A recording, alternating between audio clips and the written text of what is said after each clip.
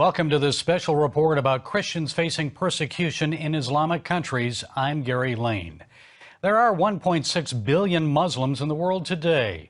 That's roughly 23% of the world's population. Most that I've met are friendly and peaceful. Many just want to live a good life and provide for their families. But it's militant extremists, those with a violent fundamentalist view of the Quran and their governments, that are posing the greatest threat to Christians and religious freedom around the world. I recently sat down to talk with Jason Peters of the Voice of the Martyrs. VOM has a new book out called IMN, Noon, Christian. I asked Jason to explain that title and share some of the stories of Christian suffering in Muslim countries. Many people have seen the symbol on social media and other places. It looks kind of like a U with a dot on top of it, but it's the Arabic letter Noon, as you mentioned. It's the first letter of the word that defines Christians in the Quran. Nazarene is really where it comes from. You know, Christian, the singular for Christian is Nasrani, which comes from Nazarene and Jesus of Nazareth, of course. So when they spray painted this symbol on your home, you were marked. You were tagged, and the question was, how would you respond? And the stories in the book are remarkable about the choices that Christians made to stand firm in their faith. It's a little bit like the Holocaust with the Jews and the Yellow Star of David that they were branded with. How did the Christians respond to that? Well, it's interesting. I've been surprised by how matter-of-fact they are about their faith. And one, in fact, said this. He said, I was born a Christian and I will die a Christian. And of course, he was so committed to his faith that he was unwilling to give it up no matter what the consequences were. And you think about it, it's a very distinct choice that we have to make. And each one of us has to make this choice every day. Are we going to follow Christ or not? And I don't think for most of us in the United States, it's ever this sort of clear. You know what I mean? It's not this defined one moment. You're tagged and you have to choose, will you follow Christ or will you abandon your faith? And so for those Christians who made that decision, to me, it's very inspirational. Now, you have one chapter in the book that talks about the day that ISIS came into Mosul. Well, there is a story that begins the book, the story of Abu Fadi. And he had choices to make early on. He said, I know that they're coming, ISIS is coming. In fact, he received a phone call from a friend saying, hey, ISIS is coming. We have to decide, how we're going to respond. And they knew that the stakes were very high. He chose to take his family out. And it was amazing the miraculous encounters that he had along the way. That's something that we hear a lot about, is supernatural interventions. I mean, the way that God shows up in these stories is remarkable.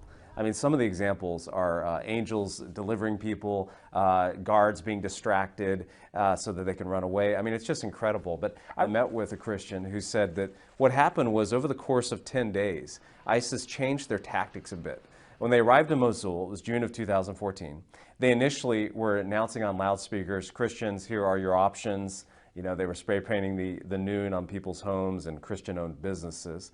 But then, as they noticed all the Christians leaving, this brother I met with said that they began to stop the Christians at checkpoints, and they began to take things away from them. As I think they started to see the loot kind of sneaking out the back door, and they said, wait a minute, we want that stuff. And so they began to really attack Christians even as they were trying to leave.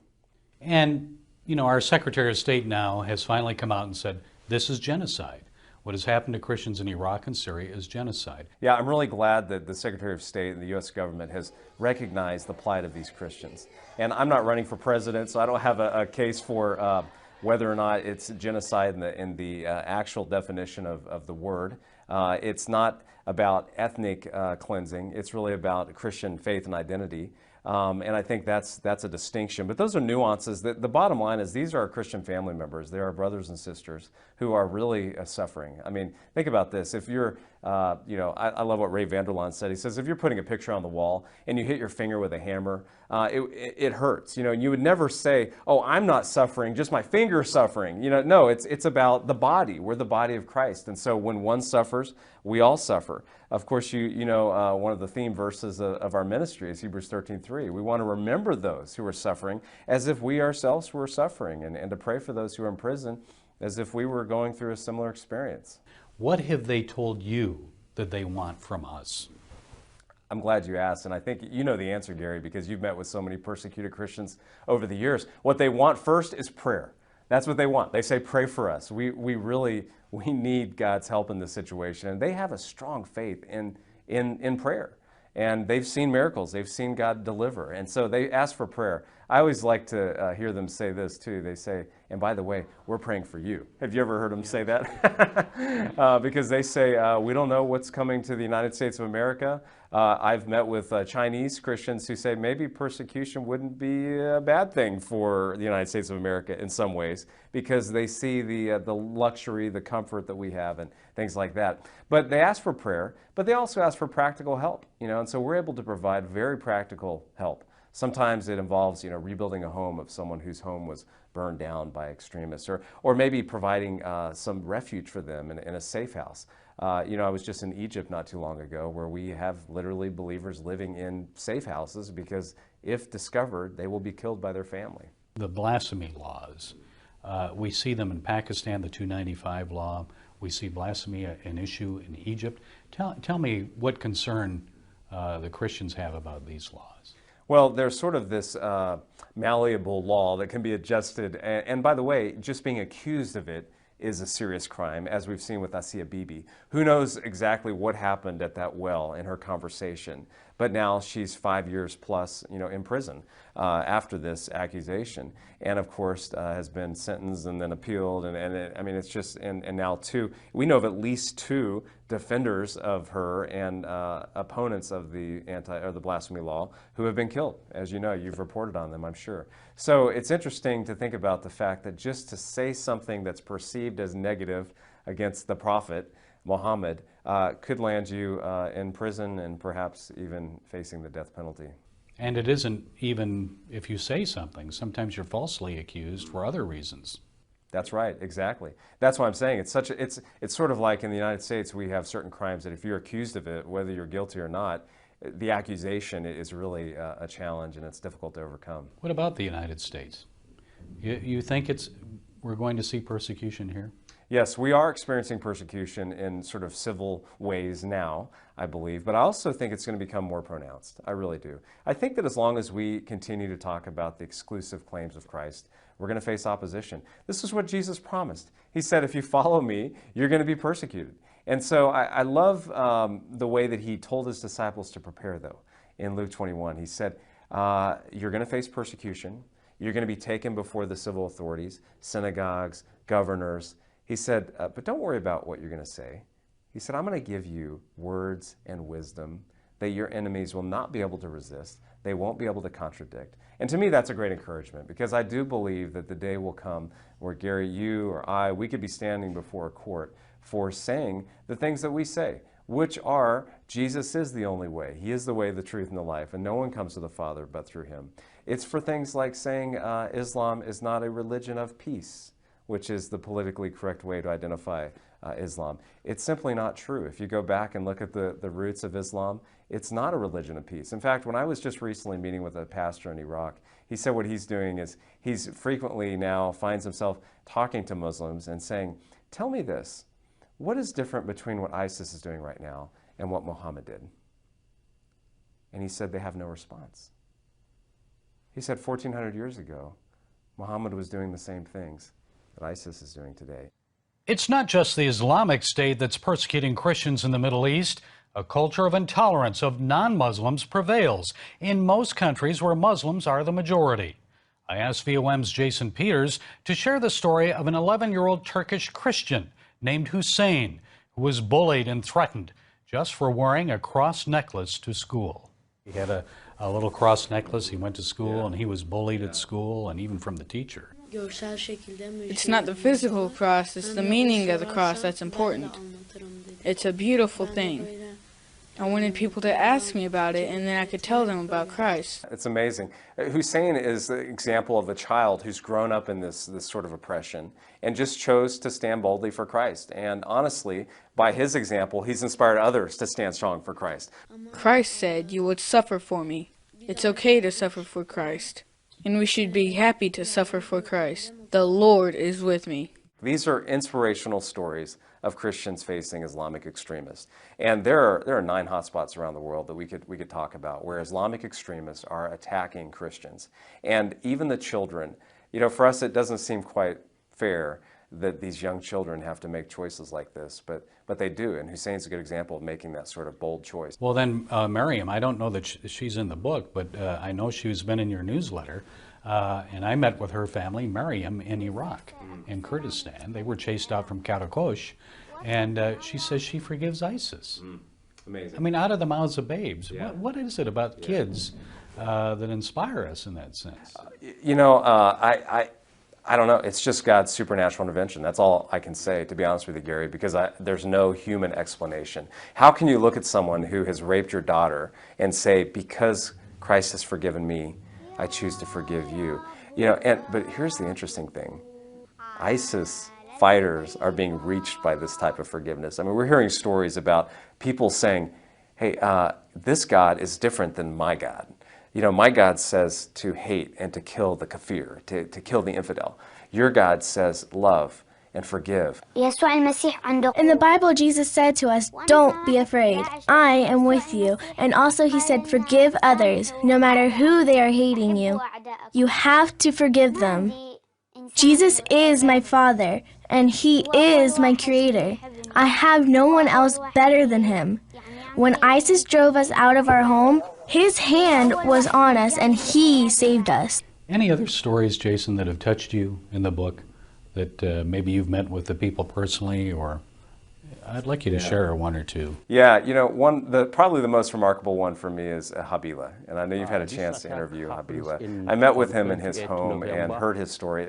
It's amazing. He's in northern Nigeria, and he was there late in the evening, was at home with his wife Vivian and their son, and all of a sudden Boko Haram came to their village. He said, as he prayed, Lord, may your will be done. And he went out there and he faced them and he said, yes, I am a Christian. And they first tried this sort of friendly approach. Well, why don't you convert to Islam? Say the Shahada. All you have to do is say there's no God but Allah and Muhammad is his prophet, and then we will invite you into Boko Haram. We will provide you protection. We'll take care of you and your family. You won't have to worry about anything. And by the way, the stakes were very high, and he knew that because 20 Christians were killed in that village that night, and they'd heard these stories. He knew that it was a very real threat. But he said, no, I am a Christian, and I will be a Christian even to my death. And so then they appealed to Vivian, his wife. They looked at his wife and they said, please convince your husband to say the Shahada, to become a Muslim.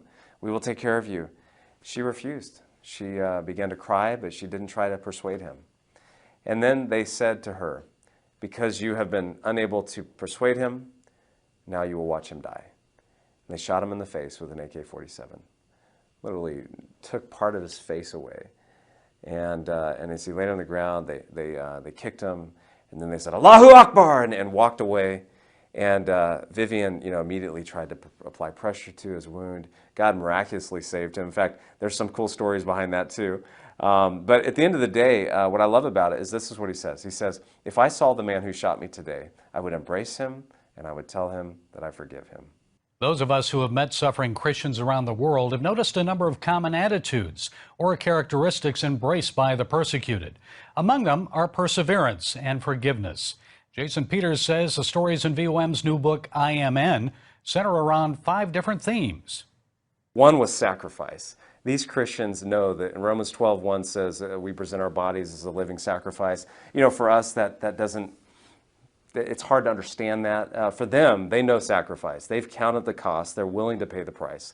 Another one is courage. They're boldly sharing Christ no matter what the opposition, which is a lesson that we could all learn from as well.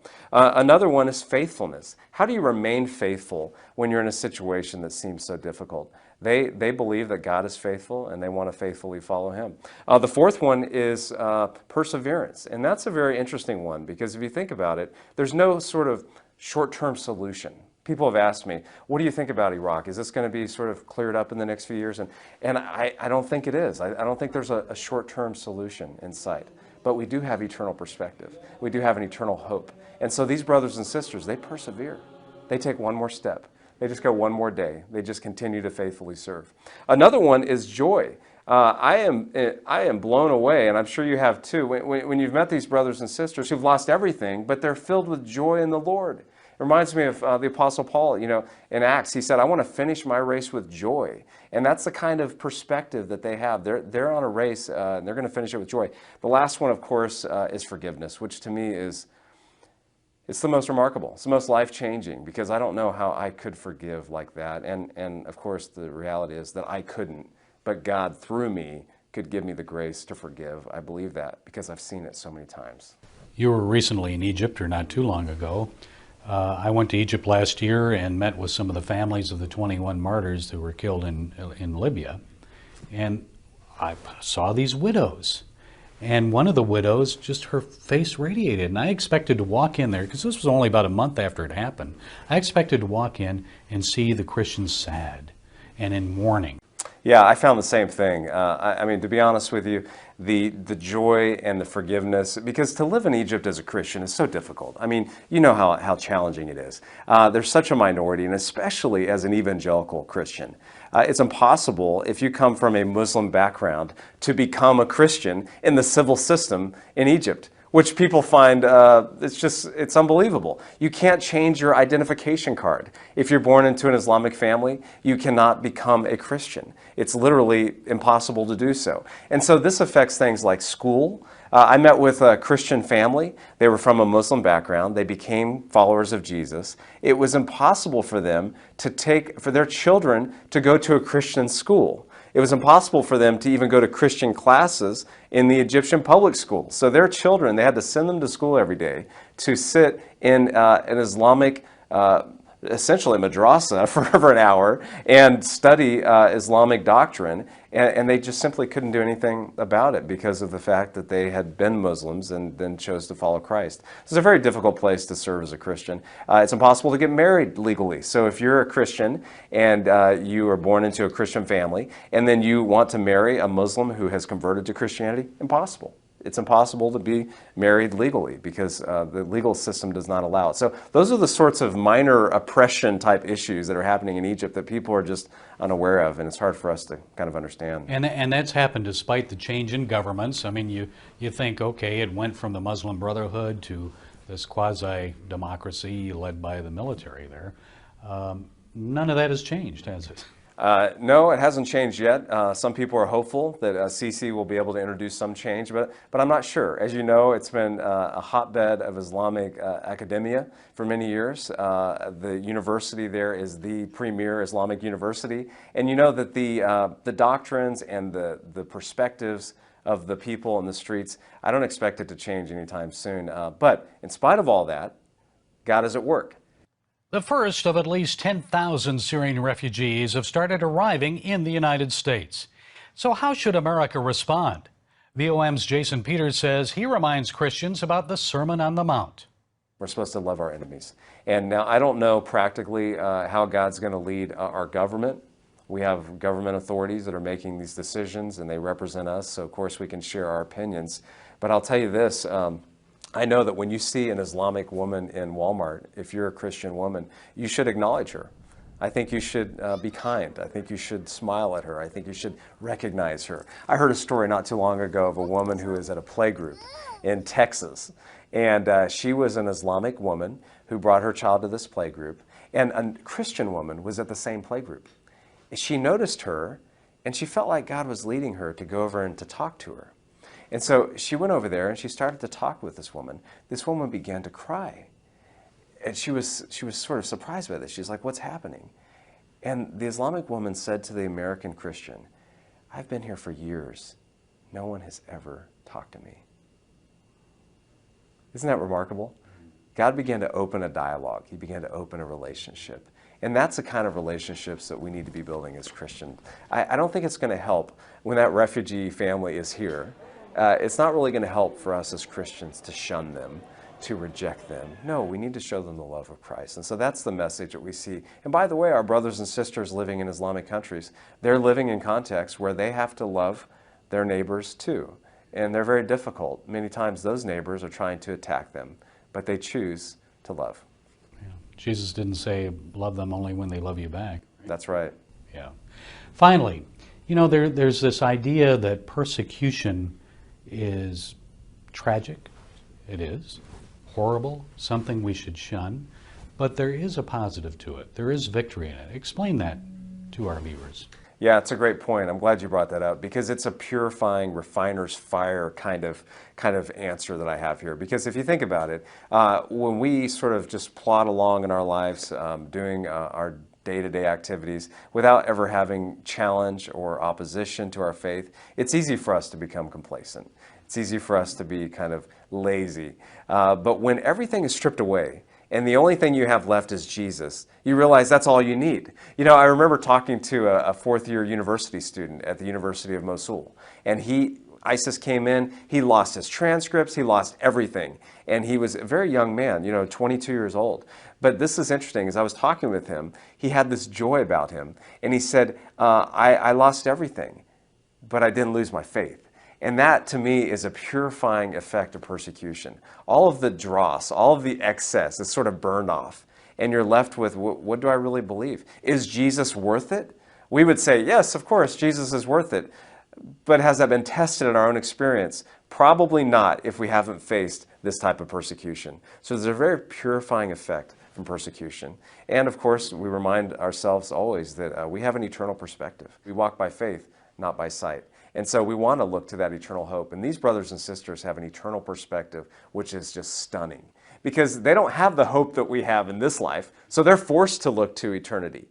And for me personally, it's been a challenge to say, things may not work out exactly the way I wanted to here. This is a difficult situation.